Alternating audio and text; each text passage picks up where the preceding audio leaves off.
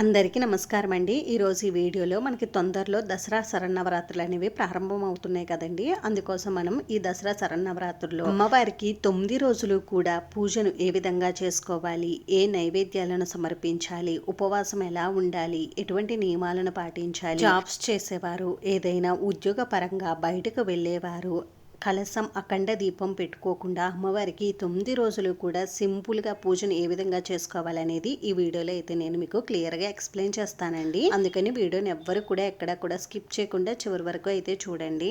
మనకి ప్రతి సంవత్సరము కూడా 4 నవరాత్రులు అనేవి వస్తూ ఉంటాయండి. మొదటిగా మనకి చైత్ర వసంత నవరాత్రులు, ఆషాఢ గుప్త నవరాత్రులు, దేవి శరణ్ నవరాత్రులు, శ్యామలాదేవి నవరాత్రులు, ఇలా ఈ 4 నవరాత్రులు అనేవి వస్తూ ఉంటాయి. మనలో చాలా మందికి తెలిసినవి ఈ దేవి శరన్నవరాత్రులండి. ఈ దేవి శరన్నవరాత్రుల్లో దుర్గాదేవి అమ్మవారిని అయితే పూజించుకోవాలి.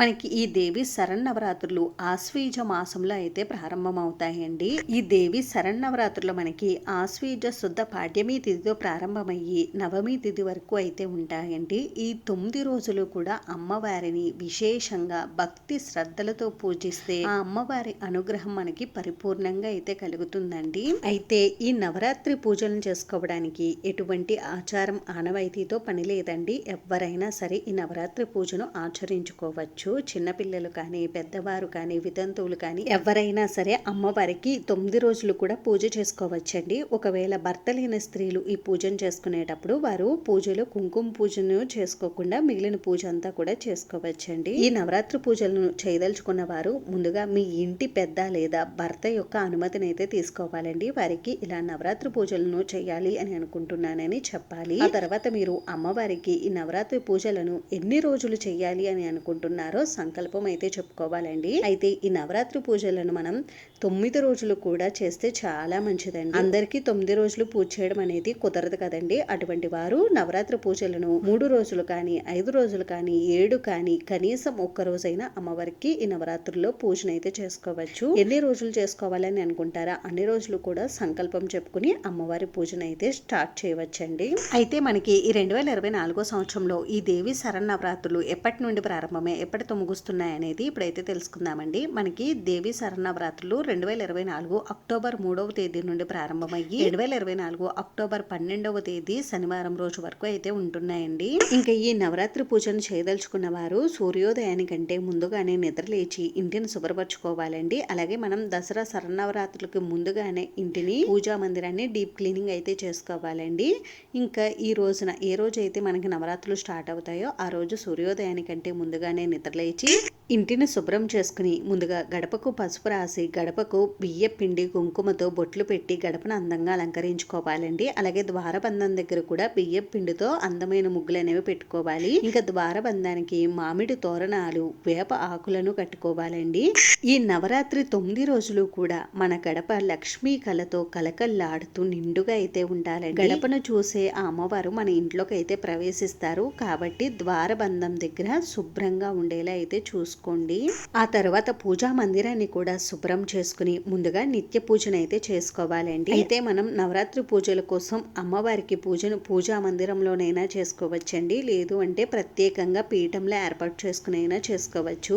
మనం అఖండ దీపం కలశం పెట్టుకోకుండా పూజ చేస్తున్నాం కాబట్టి మీరు పూజా మందిరంలోనైనా చేసుకోవచ్చండి అమ్మవారికి పూజనైతే. నేనైతే ఇక్కడ ఇలా ప్రత్యేకంగా పీఠంలో ఏర్పాటు చేసుకుని పూజనైతే చేస్తున్నాను. ఎందుకంటే ఇటువంటి ప్రత్యేకమైన పూజలను మనం ఇలా ప్రత్యేకంగా పీఠంలో ఏర్పాటు చేసుకుంటేనే మంచిదండి. ముందుగా మనం అమ్మవారికి పూజను ఎక్కడైతే చెయ్యాలి అని అనుకుంటామో ఆ ప్లేస్ నంతా కూడా శుద్ధి చేసుకుని పసుపుతో కానీ జేగురుతో కానీ అలికి బియ్య పిండితో అందమైన ముగ్గులు పెట్టుకోవాలండి. ఆ తర్వాత ఏదైనా ఒక వస్త్రాన్ని పరిచి ఒక పీటకు కూడా పసుపు రాసి బియ్య పిండి కుంకుమతో అందమైన ముగ్గులు పెట్టుకుని ఈ పీట పైన ఏదైనా నూతన వస్త్రాన్ని కానీ లేదు అంటే ఉతికినటువంటి వస్త్రాన్ని కానీ ఎరుపు రంగు వస్త్రాన్ని అయితే పరుచుకోవాలండి. ఆ తర్వాత ఒక 3 గుప్పిళ్ళ వరకు బియ్యాన్ని పోసి ఈ బియ్యం పైన కొద్దిగా పసుపు కుంకుమలను అయితే ఉంచుకోవాలి. ఈ విధంగా అమ్మవారి పూజ కోసం పీఠాన్ని అయితే ఏర్పాటు చేసుకోవాలండి. ఇప్పుడు మనం దుర్గాదేవి అమ్మవారి చిత్రపటం అయితే తీసుకొని అమ్మవారి ఫోటోకి గంధం కుంకుమ బొట్లు పెట్టి అందంగా అలంకరించుకోవాలి. అయితే చాలా మంది ఈ నవరాత్రి పూజల్లో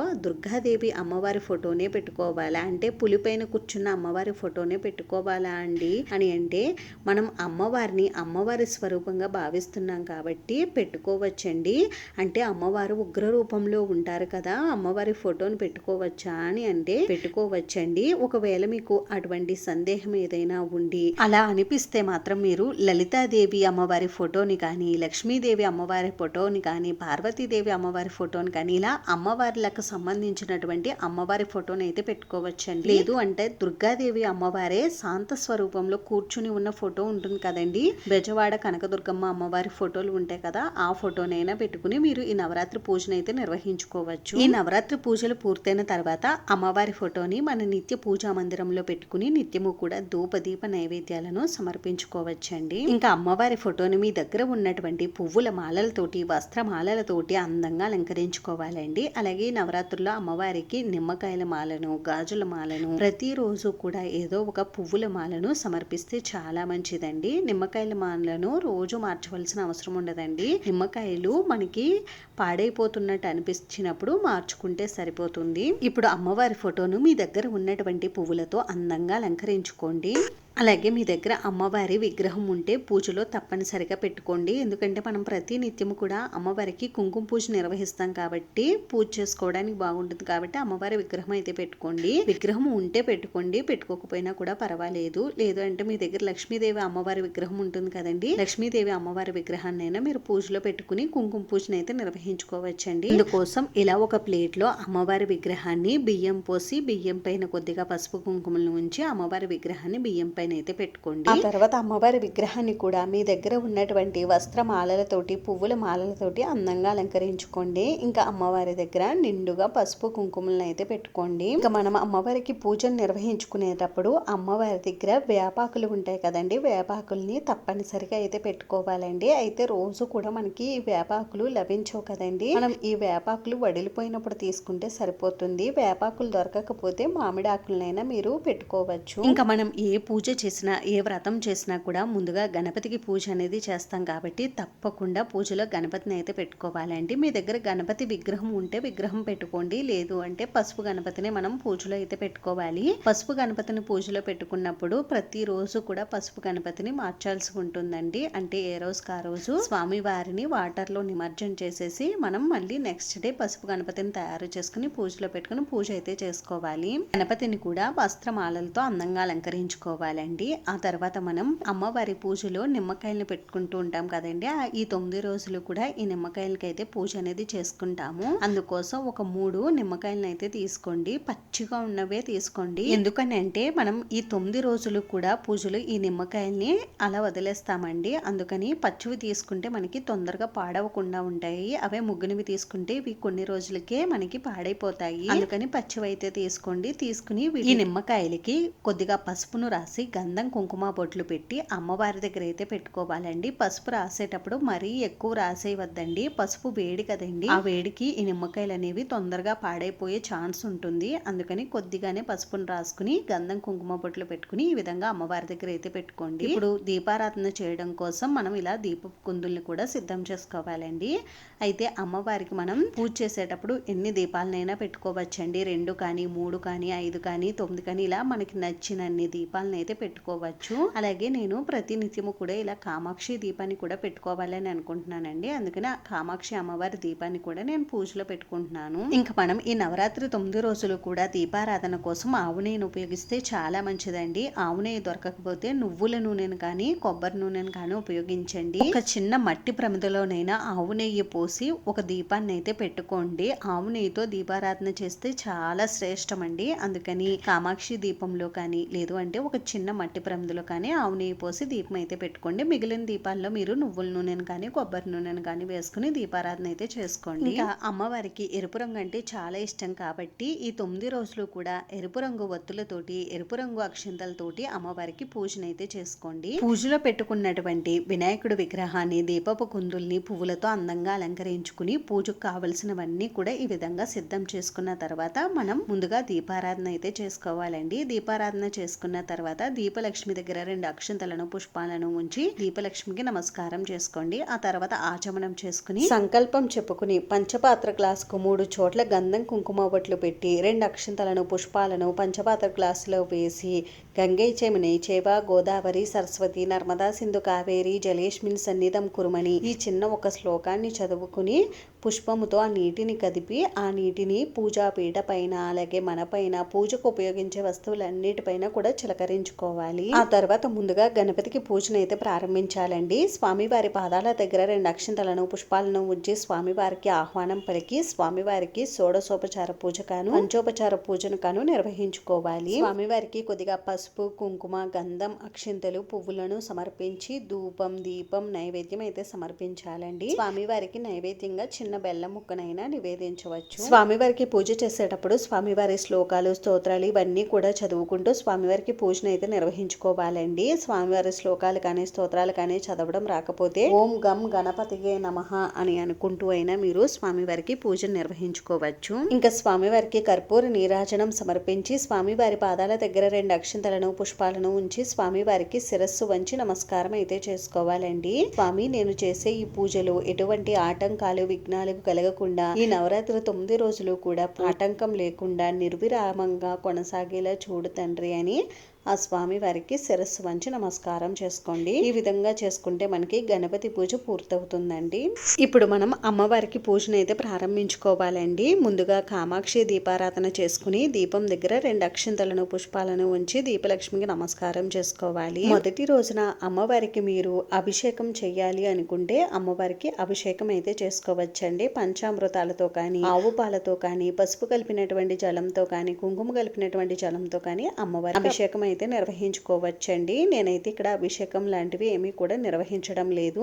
ముందుగా అమ్మవారి పాదాల దగ్గర 2 అక్షింతలను పుష్పాలను ఉంచి అమ్మవారికి ఆహ్వానం అయితే పలకాలి. అమ్మవారికి ఈ 9 రోజులు కూడా షోడశోపచార పూజని నిర్వహించుకోవాలండి. షోడశోపచార పూజను నిర్వహించుకుంటేనే మనకి మంచి ఫలితాలు అయితే కలుగుతాయి. షోడశోపచార పూజ అంటే ఏమిటని చాలా మంది అడుగుతున్నారండి. 16 ఉపచారాలతో అమ్మవారికి పూజ చేయడాన్నే షోడశోపచార పూజ అంటారండి. అంటే అర్ఘ్యం పాద్యం ఆచమనీయం పంచామృత స్నానం శుద్ధోదక స్నానం వస్త్రం వస్త్రయుగ్మం ఇటువంటి ఉపచారాలు అన్నీ కూడా కలిపి మనం అమ్మవారికి పూజ చేయడాన్నే షోడశోపచార పూజ అని అంటారండి. షోడశోపచార పూజ చేయడం లాంటివి మాకు కుదరవండి నవరాత్రుల్లో అనుకున్న వారు అమ్మవారికి పంచోపచార పూజని నిర్వహించుకోవచ్చండి. పంచోపచార పూజ అని అంటే ధూపం దీపం నైవేద్యం నీరాజనం పుష్పం ఈ 5 ఉపచారాలతో అమ్మవారికి పూజనైతే నిర్వహించుకోవాలి. నేను నెక్స్ట్ వీడియోలో అయితే మీకు షేర్ చేస్తానండి. మంత్రాలతో సహా షోడశోపచార పూజను అమ్మవారికి 9 రోజులు కూడా ఎలా నిర్వహించుకోవాలనేది. అందుకని తప్పకుండా ఛానల్ని అయితే సబ్స్క్రైబ్ చేసుకోండి. సబ్స్క్రైబ్ చేసుకోవడం వల్ల నేను పెట్టే ప్రతి వీడియో కూడా మీకు నోటిఫికేషన్గా అయితే వస్తుందండి.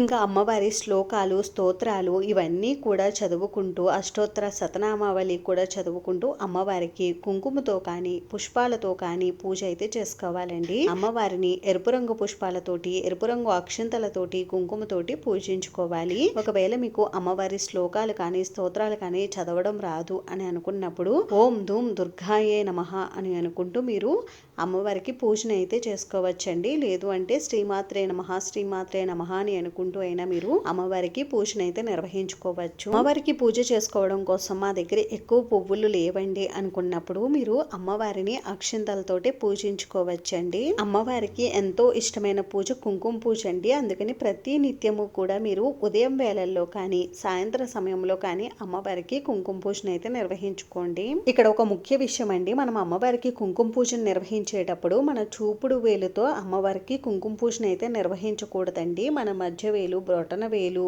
ఉంగరపు వేలుతో కుంకుమ పూజను అయితే చేసుకోవాలి.